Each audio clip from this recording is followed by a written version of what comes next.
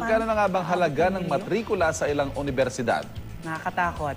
Alamin po natin sa report na ito. Isang malaking hamon sa mga magulang ang mapaaral ang kanilang mga anak sa kolehiyo. Napakalaking halaga kasi ang kailangan para makapagtapos.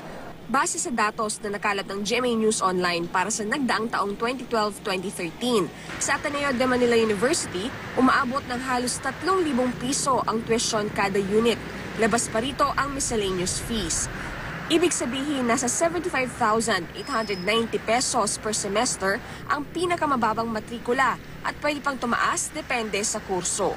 Nasa 2,000 piso kada unit naman ang tuition sa karibal nitong De La Salle University.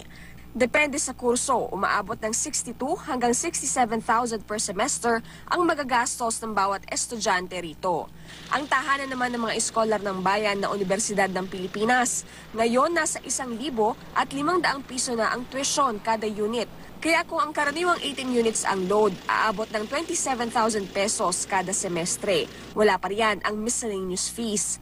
Pero depende sa kita ng mga magulang, pwede pa itong mapababa sa kanilang socialized tuition scheme.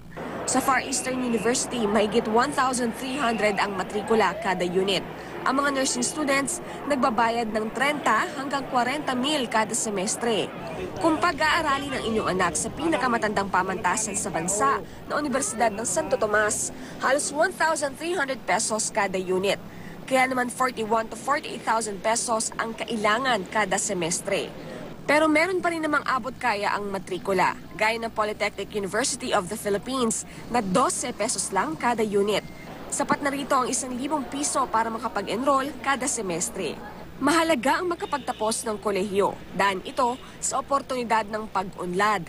Pero ang daang ito maraming pagsubok, kaya naman dapat itong paghandaan. Dapat ding maisip ng mga kabataan na kinabukasan nila ang nakasalalay dito at hindi ito dapat sayangin. Para sa unang balita, Victoria Tulad, reporting.